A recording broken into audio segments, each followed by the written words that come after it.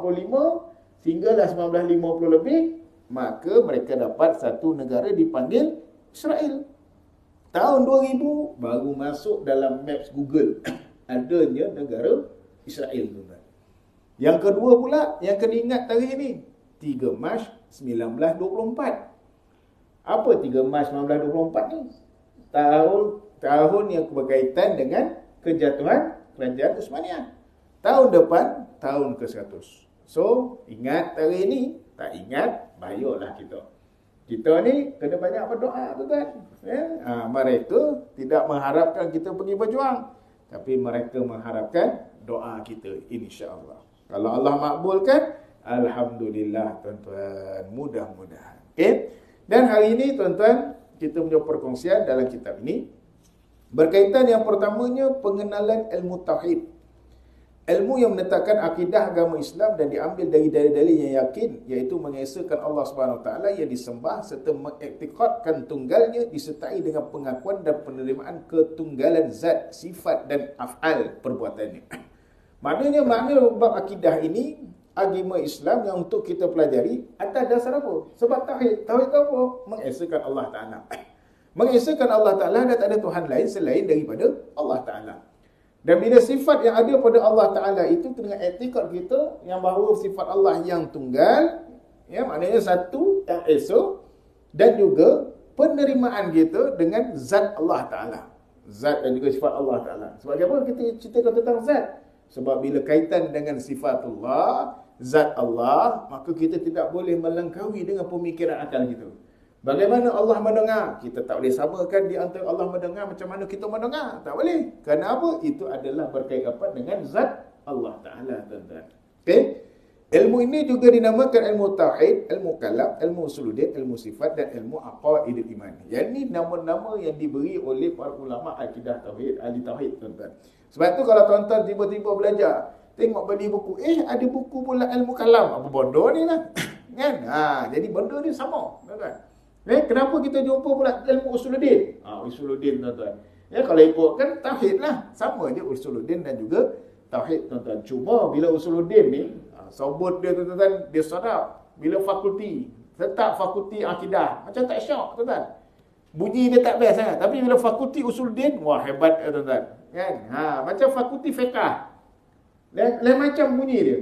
Tapi bila sebut fakulti syariah, seronok dia punya bunyi, tuan-tuan. Tapi benda sama tak? Sama, tuan-tuan. Itu sekadar perkataan, tuan-tuan. Okey?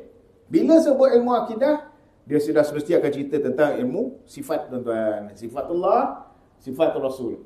Sifat Allah tu jelaslah. Tuan-tuan, nanti kita akan belajar kalau kita sompek lah. Takut 2 kali, sebulan 2 kali. Takut tak sompek ya, tuan-tuan, kitab ni. Ya, tapi insya-Allah lah. Kalau saya ngajar kat sini, kitab yang kita buka tu, saya cuba akan datang.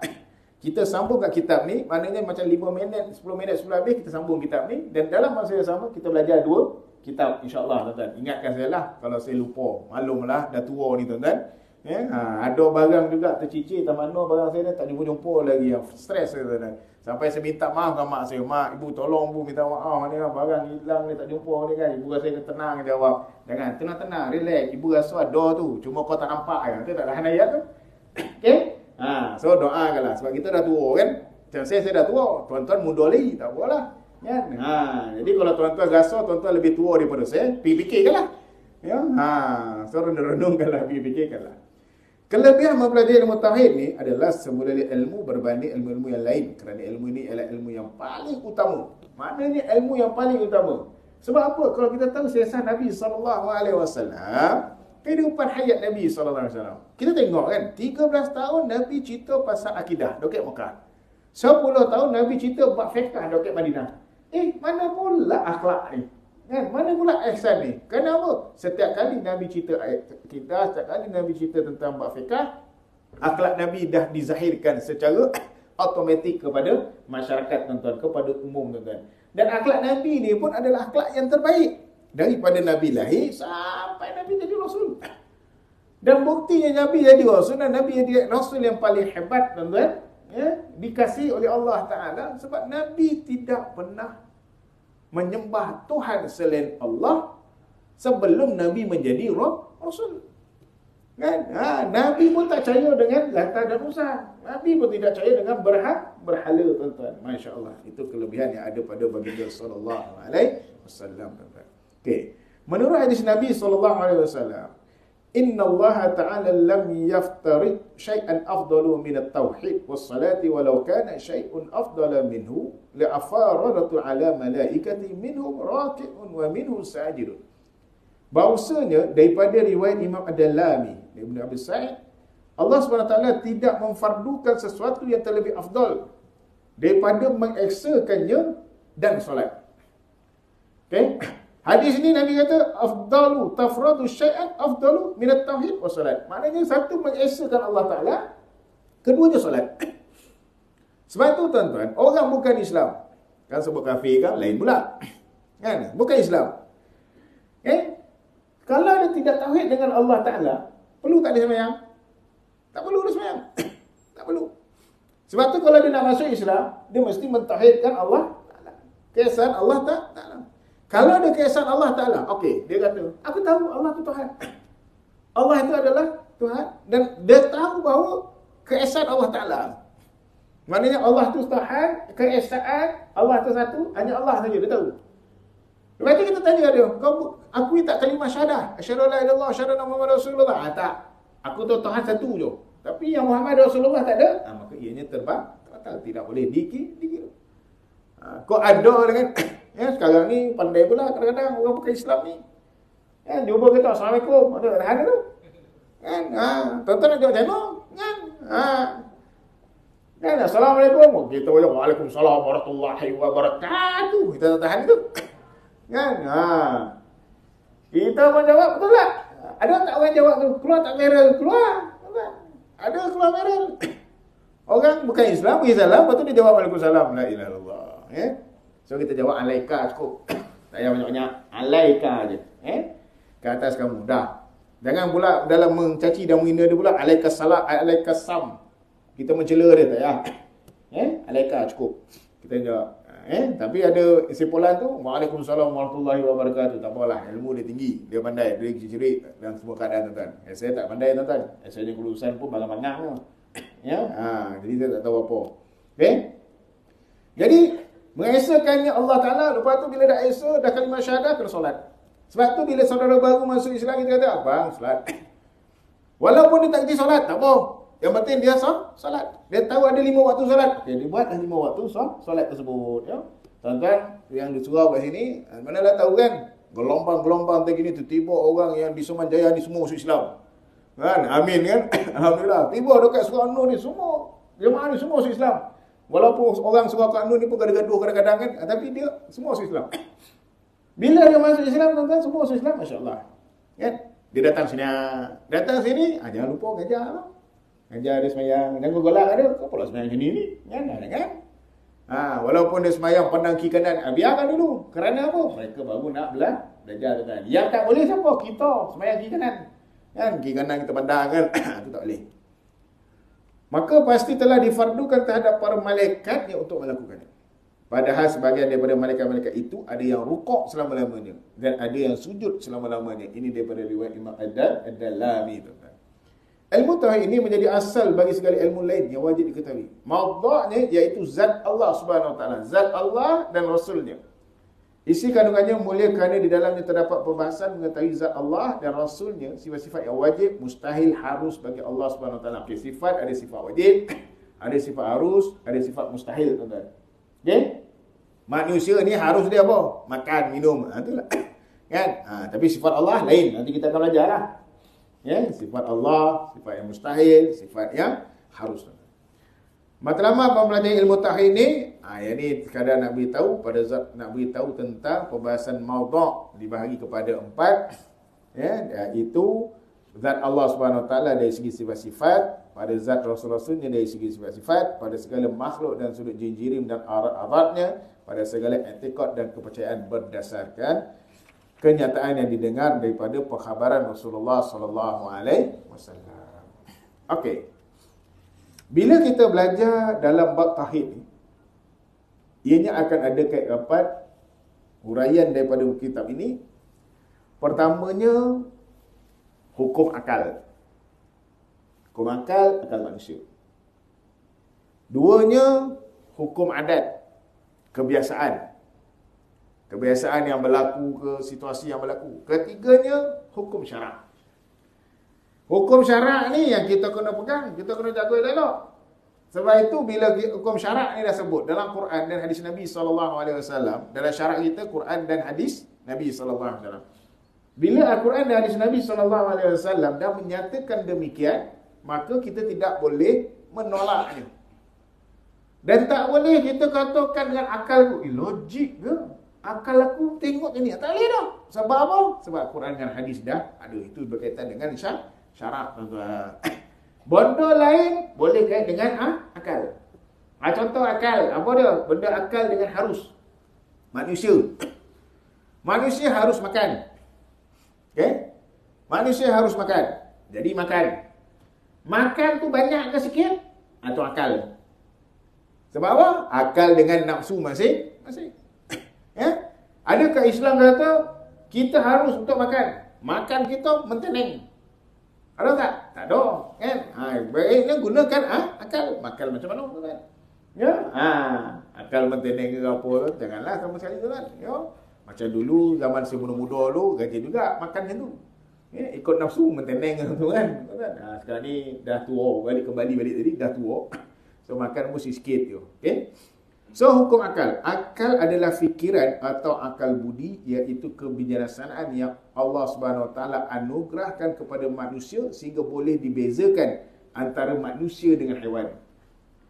Anugerah yang Allah Ta'ala berikan, akal ni, fikiran dan akal budi sebagai satu kebijaksanaan, bezakan antara manusia dengan haiwan. Okay? Kalau belajar balaghah, al-insan, makna dia apa? Al-hayawanun natiq. Kalau belajar balaghah, insan ni, manusia ni adalah hayawanun natiq. Hayawan tu haiwan lah, binatang. Natiq ni apa? Bercakap, tuan. Lepas tu dikatakan manusia ini hayawanun natiq.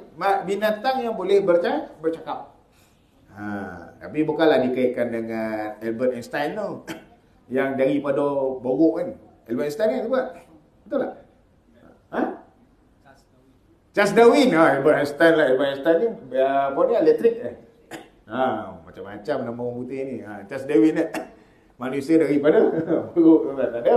Salah tapi beza di antara manusia dengan haiwan, iaitu ada akal, tuan-tuan. Okey. Hukum akal ialah penetapan suatu perkara kepada suatu perkara yang lain, atau penafian suatu perkara daripada perkara yang lain tanpa perlu kepada maknanya hukum akal itu satu perkara yang kita katakan satu ketetapan yang boleh digunakan kepada suatu yang lain, ataupun menafikan benda tu boleh pakai ke tak boleh pakai, tuan-tuan. Hukum akal kan, bunuh binatang elok tak? Tak elok bunuh binatang. Tapi kalau binatang tu membahayakan kita, elok tak bunuh? Elok. Yalah pula ngada pula. Kan? Kita pun tengok binatang tu dah nak sampai ke kita dah. Nak makan kita. Jangan bunuh, biarkan. Kita lari lagi, dia kejar lagi. Jangan biarkan. So dia tekam kita, biarkan dia terkam kita. Tak boleh tau. Kan? So maknanya cerita dia tadi adalah perkara akal ini yang memikirkan sesuatu untuk menetapkan sesuatu yang elok ke tak elok, ataupun menafikan sesuatu yang keadaan, tuan-tuan. Okey. Ketetapan adat bagi menetapkan perkara tersebut seperti 1 tambah 1 adalah 2. Ini adat lah. 1 tambah 1 jadi 2. Tapi trending budak sekarang ada istilah-istilah dia. Kadang-kadang dia main gurau kita kan. Ayah, 1 tambah 1 apa? Kita jawab 2. Dia pula jawab 1 tambah 1 11. Itu muskil apa tu? Kan? Sekarang yang budak, saya pun tak faham lah dia trending tu. Kan? Susah nak memahami dia trending tu. Ya? Lepas tu boleh lah. Yang tu, apa panggil? Perkataan-perkataan lain lah. Kan? Ada anak saya kata, ayah 6 campur 6 berapa? Saya kira lah bertiga dia kira 2 boleh. Salah ya. Kan? Dia kata 66 pula. Dia kata salah ya, 36. Tak tahu apa jawapan ni. Kan? Ya? Sebab dia terlampau kebat sangat, tuan-tuan. Ya, wallahu a'lam. Tapi hukum akal kita ni bila sebut 1 tambah 1 2 lah. Kan? Ni kita akal. Ketetapan syarak pula bagi menetapkan sesuatu hukum. Ketetapan syarak bagi menetapkan sesuatu hukum. Rukun Islam ada 5. Tolak 1. Jadi berapa? Kosong. Sebab apa? Sebab itu kefarduannya yang perlu dibuat.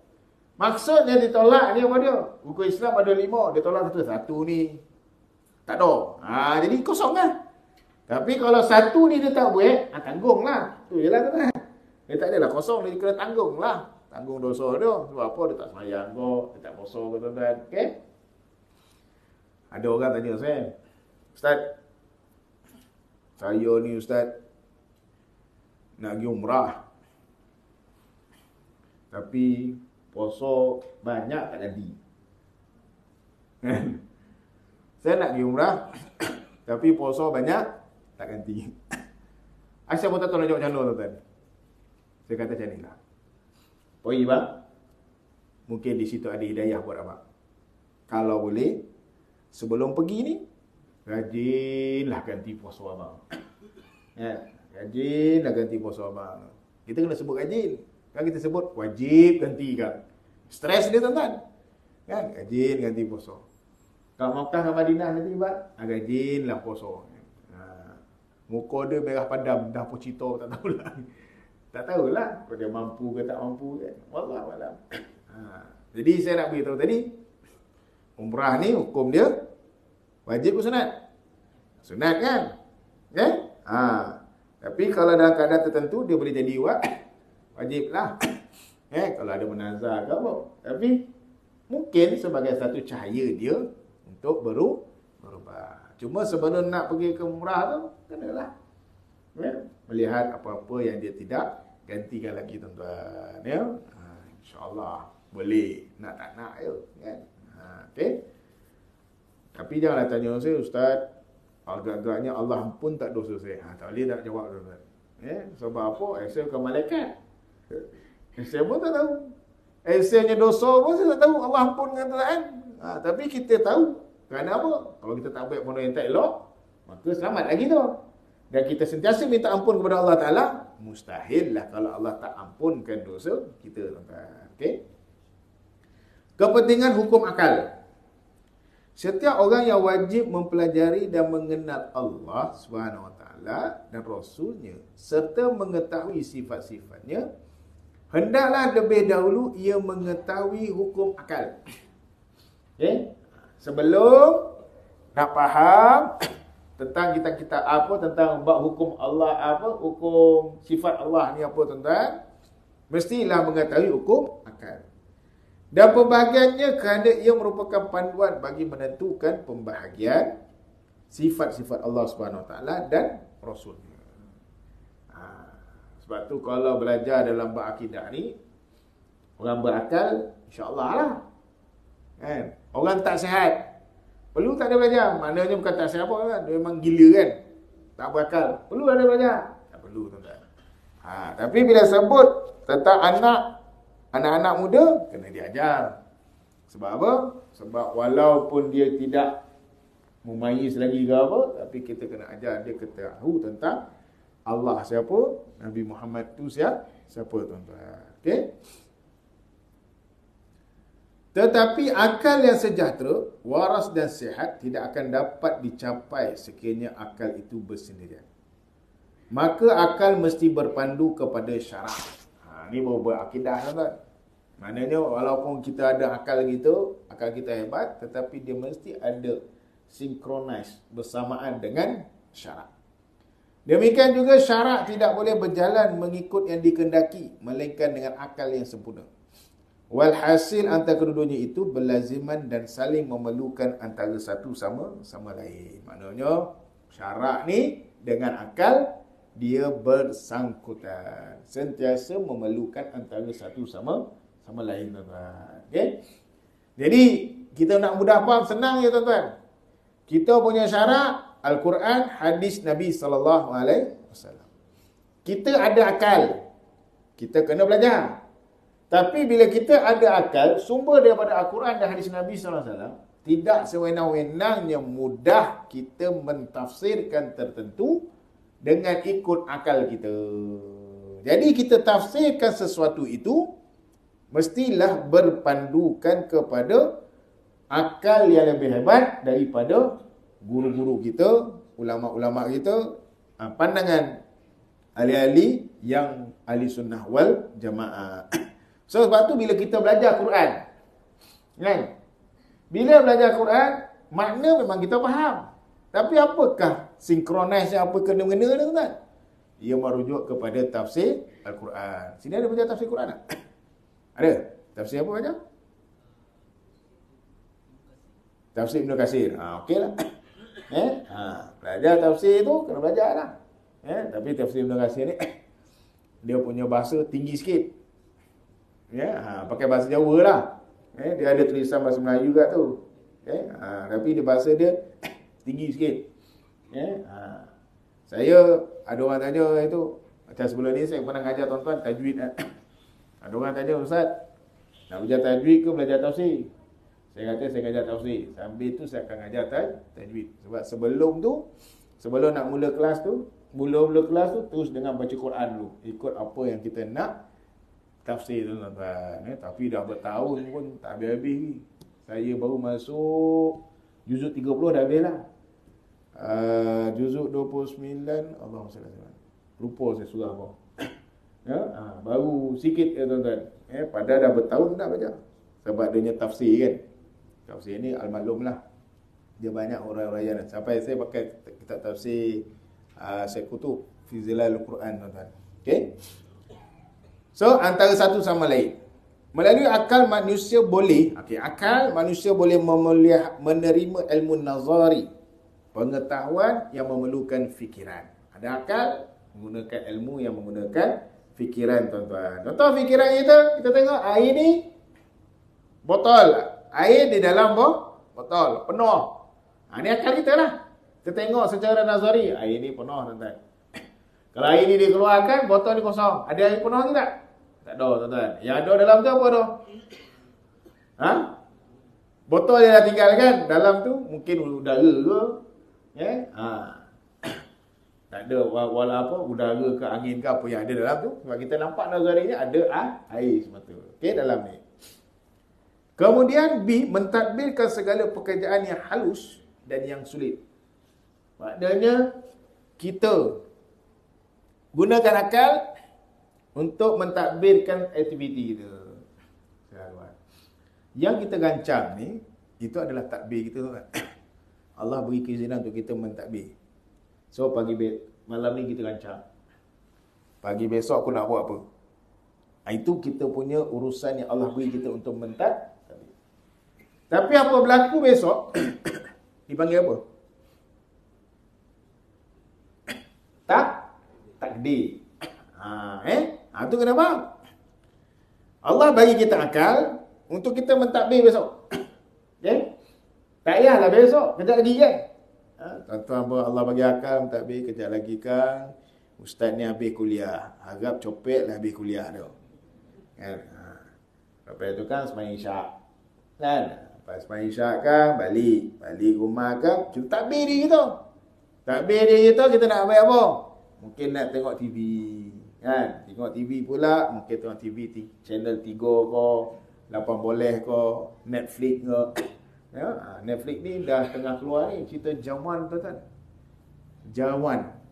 Tak tengok? Masya Allah. Tu saya kata, tuan-tuan baik-baik. Kan? Netflix tengah keluar cerita Jawan, tuan-tuan. Jawan yang cerita Syaruhan, famous tu, tuan-tuan. Syaruhan. Itu dia berapa juta dia dapat duit, tuan-tuan.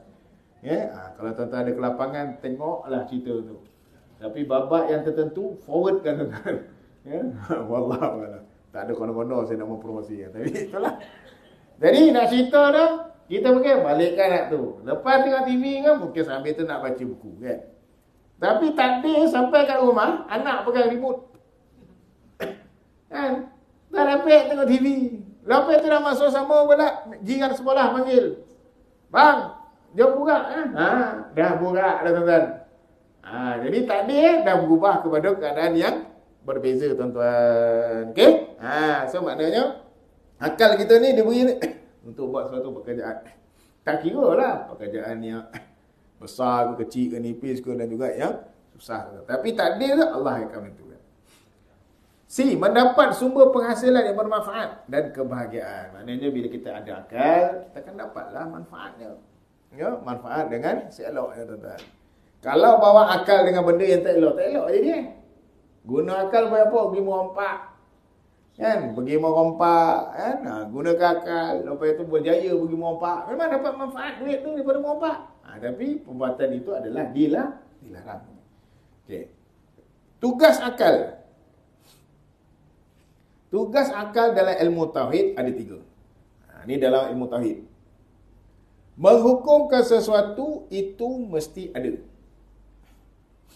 Maknanya menghukumkan sesuatu tu ada. Gunakan akal itu ada. Okay.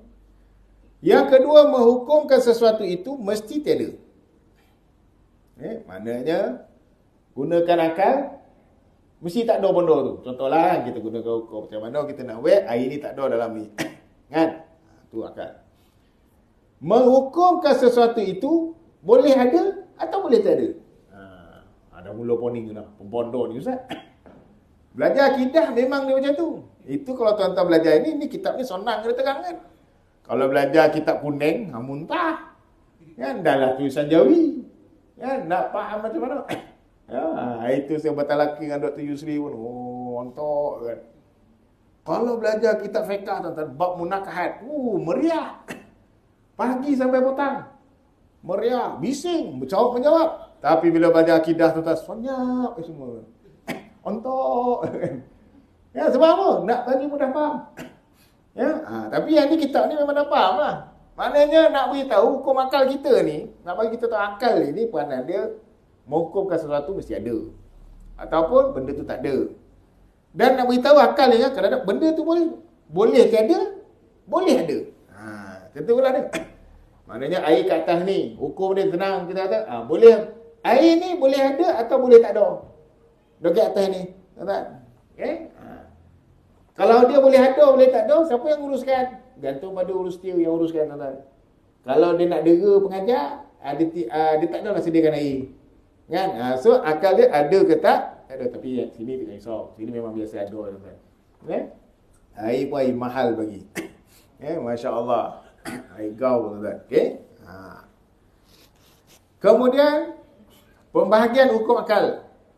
Hukum akal terbagi kepada 3 bahagian. 1 wajib akli, mustahil akli, harus akli. Yang ni hukum akal ini yang kita nak terjemahkan ni nak bagi faham. Hukum akal berkaitan dengan Allah Ta'ala. Apa yang kita nak mempelajari tentang hukum Allah Ta'ala. Tentang bab secara akal tentang Allah Ta'ala. Wajib akli 4 perkara yang mesti ada dan akal tidak boleh terima ketiadaannya. Maka apabila dikatakan wajib Allah Subhanahu Wa Ta'ala bersifat qidam, maksudnya ialah sifat qidam itu mesti ada pada Allah Subhanahu Wa Ta'ala. Okay, kita belajar sifatullah. Sifatullah itu, sifat wajib dia adalah qidam. Qidam ini adalah maknanya apa? Sedia ada. Sedia ada Allah Ta'ala ini, semestinya tidak ada khalik, maknanya pencipta yang menciptakan Allah Ta'ala, tuan-tuan. Okey? Jadi sedia ada Allah Ta'ala ini bagaimana?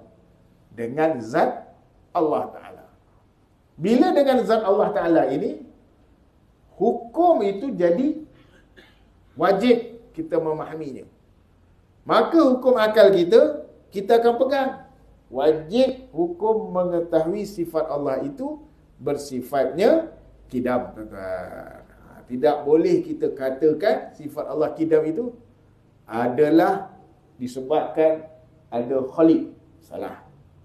Ada penciptanya. Salah, tuan-tuan. Qidam ni yang ada. Kemudian mustahil akal. perkara yang mesti tiada dan akal tidak boleh terima kewujudannya. Maka apabila dikatakan mustahil, Allah Subhanahu Wa Taala baharu. Maksudnya ialah sifat baharu itu mesti tiada pada Allah Subhanahu Wa Taala. Tadi kita dah buat sifat wajib yang kita faham. Allah ni bersifat kidam, sedia ada. Jadi lawan bagi sedia ada, apa lawan dia? Hadis. Hadis ni makna dia apa? Baharu. Okay?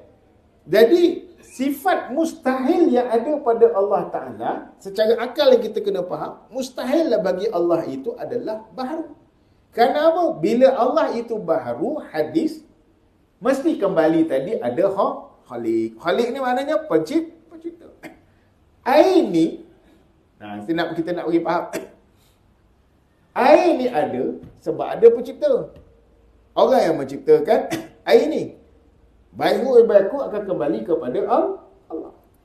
Kita sebagai umat Islam, sebagai hamba Allah Ta'ala, hukum wajib mengetahui bahawa Allah itu ada. Bila Allah itu ada, kita tak boleh pula kata, macam botol ni dia ada tadi sebab ada pencipta. Dengan Allah tidak boleh sama sekali. Kita katakan Allah itu ada sebab ada pencipta. No. Tak boleh.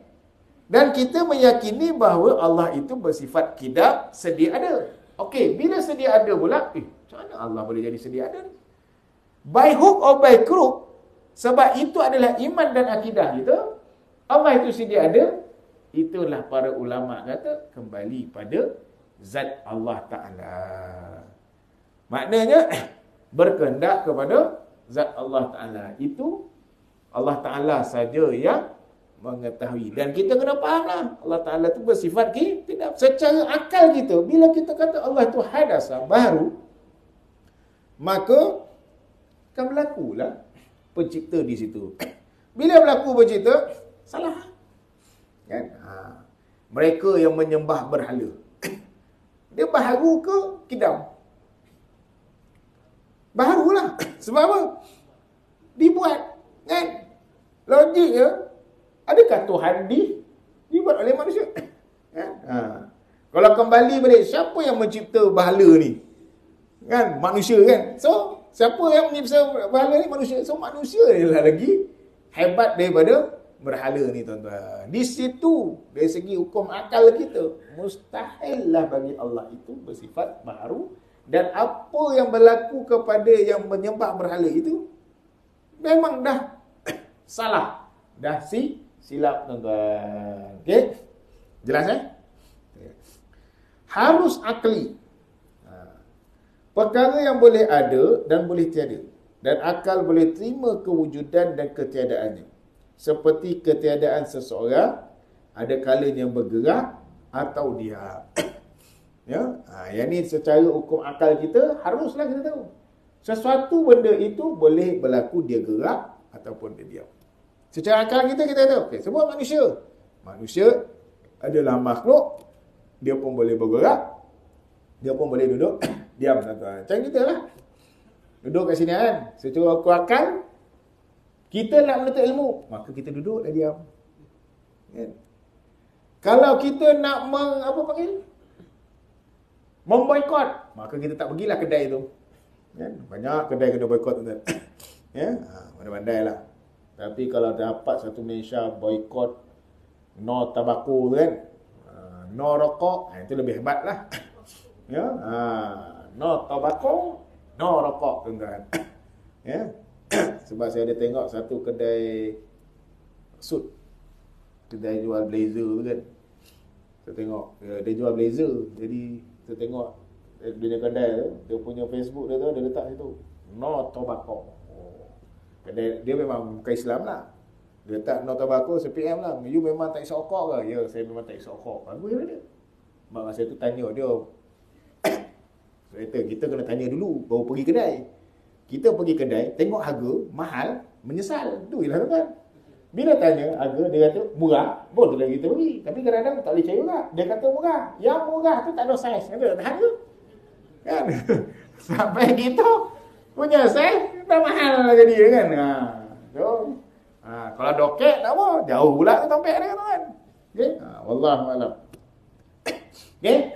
So kembali balik tadi, harus akal ini sesuatu benda itu ada ke tak?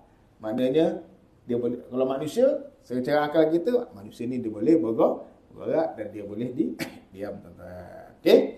Jelas Clear tapi nak bagi faham ni, dalam bab akal ni dah bila kata wajib, hukum wajib kepada Allah Ta'ala, jangan kita pandai nak mereka-reka, pandai nak mengubahkannya. Sebab apa? Sifat yang ada pada Allah Ta'ala ini hukum wajib yang kita kena tahu. Kerana apa? Dengan zat Allah Ta'ala. Okay? Yang terakhir, bahagian wajib akli. Wajib akli terbagi pada dua bahagian, iaitu wajib akli daruri dan wajib akli nazari. Wajib akli daruri, akal menetapkan sesuatu itu mesti ada, tanpa memerlukan kepada perbahasan dan penelitian. Contohnya, menghukumkan secara pasti satu itu separuh daripada dua. Wajib akal ni, daruri ni, menetapkan mesti ada. Maknanya tidak memerlukan perbahasan lagi dah. Kalau kita sebut satu separuh daripada dua, betul lah kan? Betul? Ada dua. Kalau jadi satu dia jadi separuh daripada dua. Satu per dua. Ini akal daruri kita, yang kita tak boleh kata, tak perlulah bahas lagi. Kan? Kalau kita sebut setengah, setengah tu satu per dua. Boleh ke kita kata setengah tu maknanya 1/4? Tak boleh, betul tak? Yang boleh apa dia? Kalau kita pergi kedai 4 orang, kita bayar suku-suku tu baru. Tu jadi istilah apa? Suku-suku rasa apa ada orang buat lagu? Suku-suku apa lah? Suku-suku baru. Ya, jangan jadi 3 suku sudah. Tapi nak beritahu secara hukum darurinya, menetapkan itulah kiraan tak adalah dawi. Macam kita kira jadilah 1 campur 1, 2. Kan? 1 campur 1 jadi seboleh, itu jadi poninga. Dia dah melari daripada hukum akal. Hukum akal nazari, akal menetapkan sesuatu itu mesti ada, tetapi memerlukan kepada perbahasan dan penelitian serta mendatangkan dalil-dalil kepada ketetapan tersebut. Maknanya bila akal secara nazari ini, daruri tadi tak perlu bahas lagi dah, memang clear. Tapi bila sebut nazari ini, dia perlu ada perbahasan dan penelitian. Contohnya wajib wujud Allah Subhanahu Wa Taala yang menjadikan alam ini. Maka tidak mudah menetapkan Allah Subhanahu Wa Taala itu wajib wujud, melainkan dengan diadakan perbahasan, mendirikan dalil. Jadi nak beritahu wujud Allah Subhanahu Wa Taala kerana apa? Adanya alam ini. Tapi bila kita nak katakan Allah itu wajib wujud, menetapkan Allah tu, macam mana tuan-tuan? Yang tu perlu kepada penelitian dan perbahasan. Bila penelitian dan perbahasan, itu dah mungkin boleh berlaku kepada hukum syarak yang kita akan pelajari nanti, tuan-tuan. Okey? Jelas Clear So nak refresh, nak beritahu bahawa akal ini diberi peranan untuk kita melihat apa yang ada, apa yang tak ada, dan mungkin benda itu ada dan mungkin benda itu tak ada. Dan akal ini pula dia akan melibatkan dalam bab akil nazari atau daruri. Daruri ini tak perlu perbahasan, tak ada penelitian. Tapi nazari ini perlu ada perbahasan dan penelitian yang kita boleh rujuk dan refer kepada sumber-sumber yang tertentu. Khususnya dalam kita nak mempelajari tentang sifat Allah, sifat Rasul dan berkaitan dengan tauhid tadi, tuan-tuan, akidah itu. Okey? Jelas Clear Kalau jelas dan clear, ada apa-apa pertanyaan sebelum kita tutup? Ya, saya. Memang biasa tu. Dengan sekarang ni kan banyak tentang mana sekolah-sekolah atau ataupun sekolahan tak dibenarkan bertakbir dengan membaca doa kunut kan. Apakah peranan jabatan agama berkenaan dengan inilah sistem pendidikan? Alamak. Dah keluar keputusan ke? Saya rasa belum.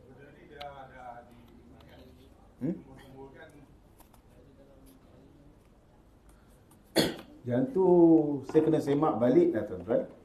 Sebab yang saya tahu itu baru macam orang kata cerita-cerita tertentu. Dia belum keluar arahan lagi. Okey? Tapi dari segi basic, dari segi saya, tidak boleh berlaku halangan tersebut. Kerana apa?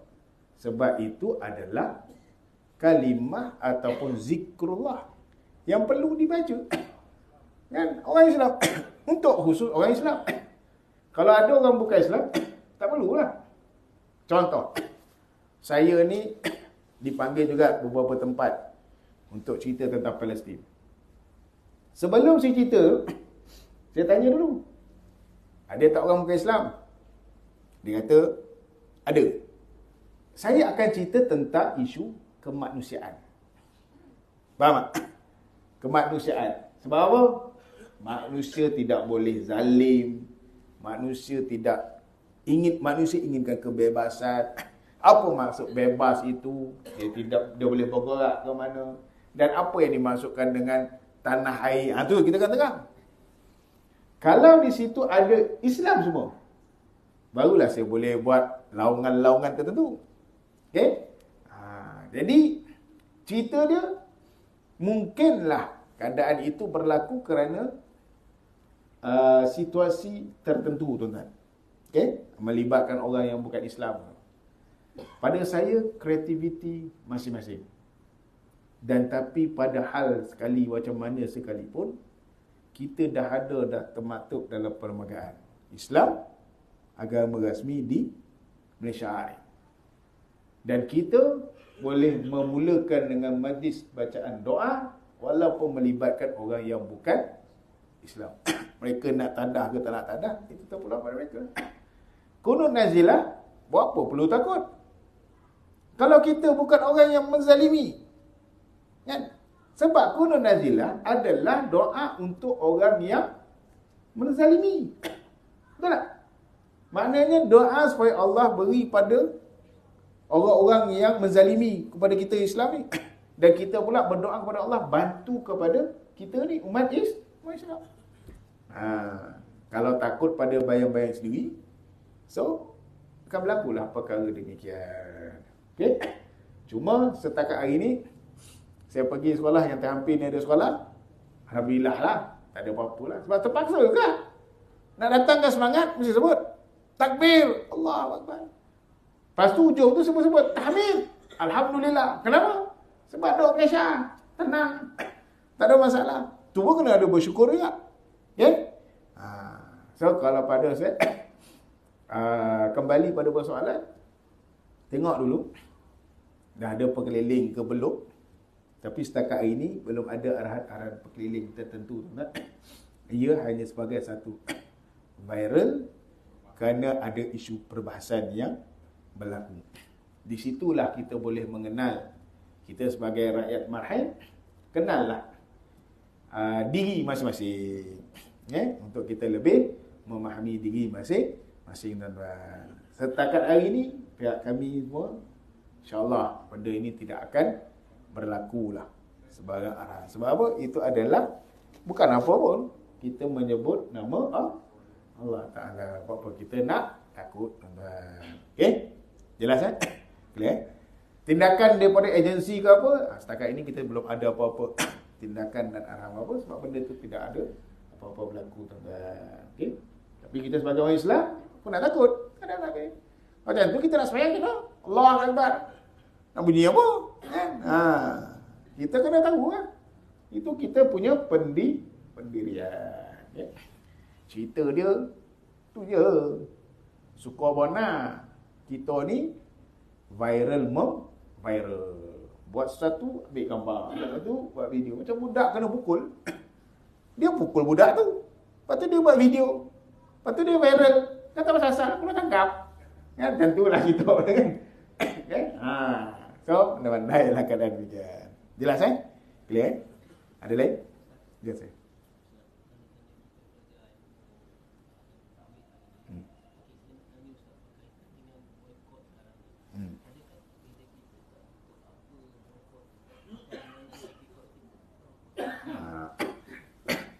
Bagus soalan tu.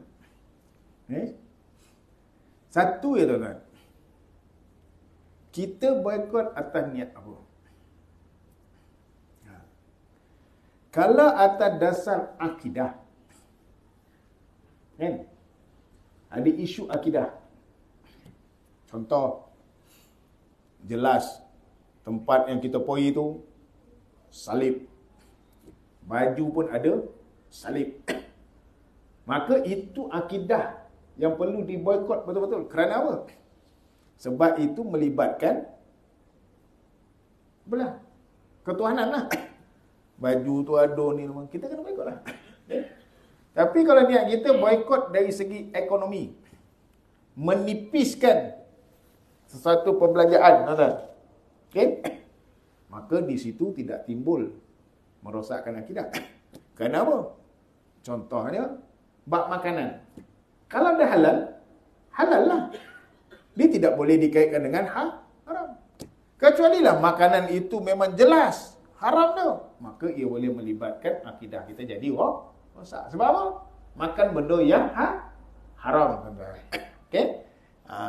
So, kalau tuan-tuan tanya saya, boikot-memboikot ni, saya tanya baliklah pada tuan-tuan.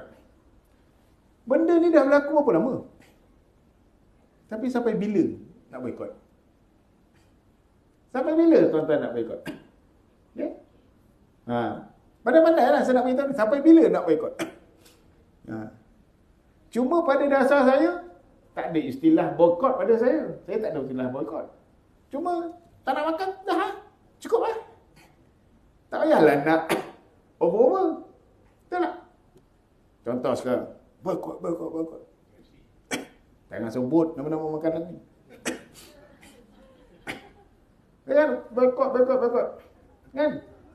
Lepas tu, sebulan lepas tu, poyak. Kan? Siap boli untuk buka puasa. Kan? Ikhlas kita tu macam mana? Kan? Yang saya sekarang paling risau, orang kita ni ramai boikot apa? Tak habis subuh Jumaat. Itu paling risau. Mana lebih afdal? Mana lebih utama? Kan? Betul tak jawapan saya? Itu pada tuan-tuan fikir. Kan? Jadi pada saya, kita tak nak makan, dah lah. Tak payahlah nak beri. Ni sekarang ni, macam mana subuh kita ni? Zuhur kita ni, asar kita ni, maghrib kita ni, isyak kita ni kat masjid ni. Tak ada pun orang datang. So, tanda boikot lah tu. Betul tak? Bila boikot tu, mana yang lebih dahsyat ada? Jadi, saya terpulang kembali pada diri masing-masing. Paling beri diri saya sendiri ni, sampai bila? Kan? Tapi secara jelas yang kita boleh boikot yang saya kata tadi ni, no tobacco, no rokok. Ni live ni. Yang ni lagi betul. Adalah al-maklum lah kan. Jumpa ustaz yang rokok, harus. Jumpa ustaz. Ayat tu lah kita. Benda-benda macam tu kita tak nak lebih strong. Kan? Benda macam ni. Kecuali memang jelas ianya memang sampai direct kepadanya. Maka kewajaran kita lah untuk menghentikan ekonomi dia. Ya? Untuk menghentikan ekonomi dia. Tuan-tuan boleh tengok sendiri. Banyak-banyak tuan-tuan boikot tu, mana yang betul-betul direct. Kan? Direct memang tak ada tapis lagi dah. Jadi kita buat 1%, 10%, 2%. Yang mana direct tu? Direct apa lagi? Benda yang haram atau tak haram? Apa dia? Haram. Kan? Boikot lah betul-betul, tutup. Jangan buka. Tu direct tak bagi? Direct. Haram tak? Haram. Okay?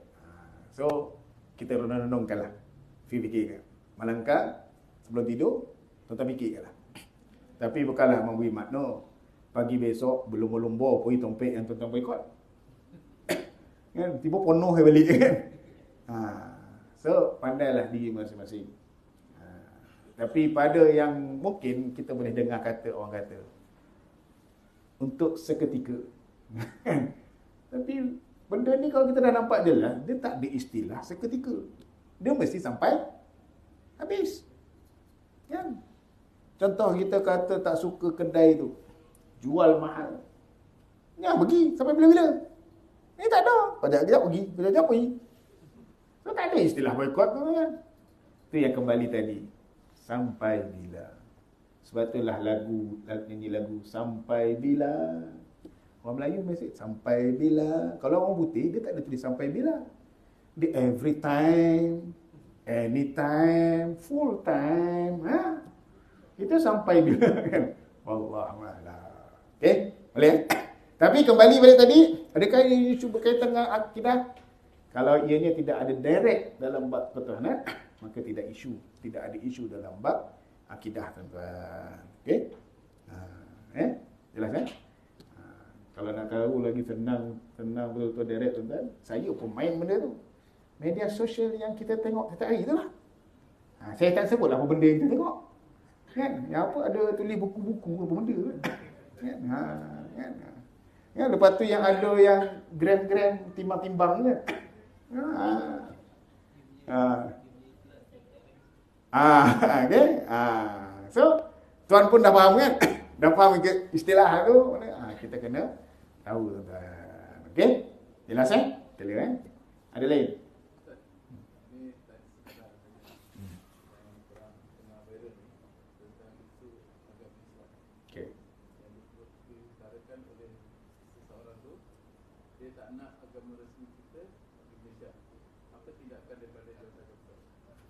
Tuan-tuan, itu okay. Dia berprinsip tidak mahu benda tu kan. Okay? Apa tindakan baik kita? Tak buat tindakan. Kenapa tak buat tindakan? Kelebihan dalam dunia yang ada pada Malaysia, kita ada pelbagai. Memang dia cakap dalam tu memang termata dalam perlembagaan. Yep. Tapi dia nak juga benda tu supaya tak boleh.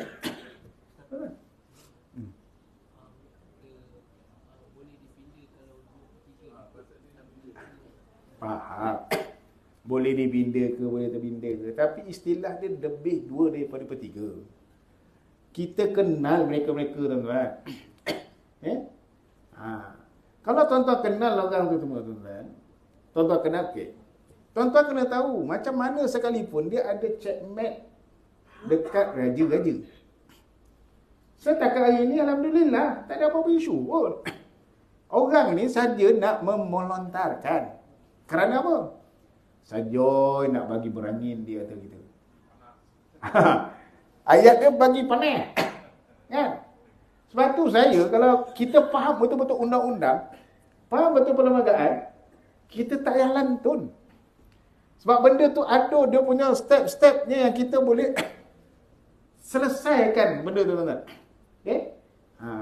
Memanglah kita nampak macam gelombang politik ni semua, tuan-tuan, kan? InsyaAllah, jangan risau. Daripada mereka-mereka tu saya kenal. Bukanlah saya nak kata saya ni orang ikut apa. Saya kenal, saya tahulah. Mustahil akan berlaku. Kecuali lah kalau tiba-tiba pemikiran satu Malaysia berubah. Itu tak boleh elak. Setakat hari ni, tuan-tuan jangan risau. Sebab benda ni memang semua adalah istilah cubaan. Macam contoh kes. Kita kembali macam orang kata tentang kalimah Allah. Dia saja nak lantun tu. Nak tengok kita gelabah. Bila kita gelabah, kita balah. Bila kita belalah, kita dah tak ada percaya antara satu sama lain. Bila tak ada percaya satu sama lain, habis. Kejatuhan Islam, tu je.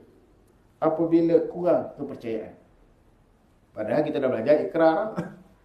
Kepercayaan kepada Tuhan. Kan?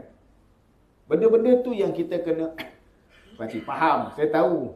Kadang-kadang benda-benda tu tiba. Jangan risaulah. InsyaAllah.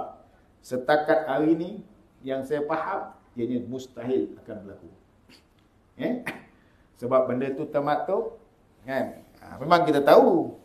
Ianya bukannya Al-Quran. Betul? Dia bukan Al-Quran. Boleh ubah lah. Al-Quran memang tak boleh ubah. Tapi benda ni setakat hari ni, insyaAllah, jangan dirisaukan. Benda-benda yang demikian. Cuma bagus lontaran tu. Kembali balik kita lah. Kita fikir lah. Kan? Isu yang saya sebut tadi, kita risau di kalangan kita boleh memperakui Islam liberal. Nanti kita risau tu. Kan? Kalau boleh berlaku ni, so kita sama-sama semak balik diri masing-masing, tuan-tuan. Okey? Jelas Clear? Tapi pada saya tak risau sebab kita punya perlembagaan clear cut. Bukan mudah nak dipertukarkan, tuan-tuan. InsyaAllah. Setakat ni gaji-gaji kita semua hebat-hebat, baik-baik, tuan-tuan. Tak ada masalah. Jelas Clear. Ada lain? Kalau nak lagi dalam daripada tu, kita pergi kedai mamak nanti, tuan-tuan. Itu kita boleh. Kita pergi kedai mamak, tuan-tuan. Okey?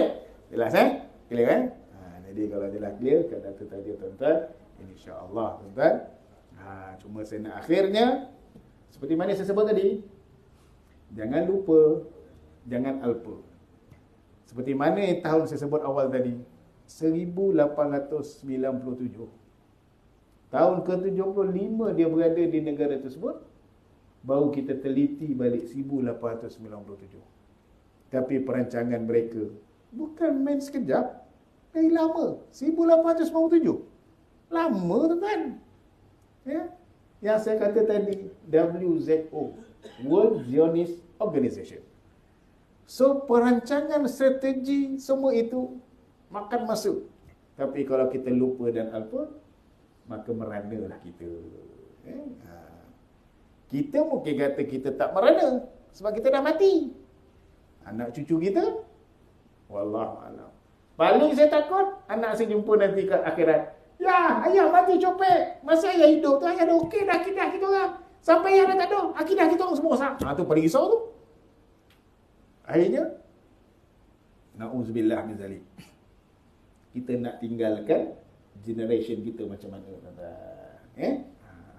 So, mendalamilah lagi-lagi supaya kita lebih faham, supaya kita lebih ketahui, tuan-tuan. Fahamlah generasi masing-masing. So, tadi kita sambung dekat kedai mamak mana yang berhampiran. Sekadar itu saja. Kita tutup dengan tasbih kafarah dan suratul. Subhanakallah, syarilla ilaha illa anta, bismillahirrahmanirrahim. Sallallahu alaihi wasallam. Wabillahi taufiq wa hidayah. Assalamualaikum warahmatullahi wabarakatuh.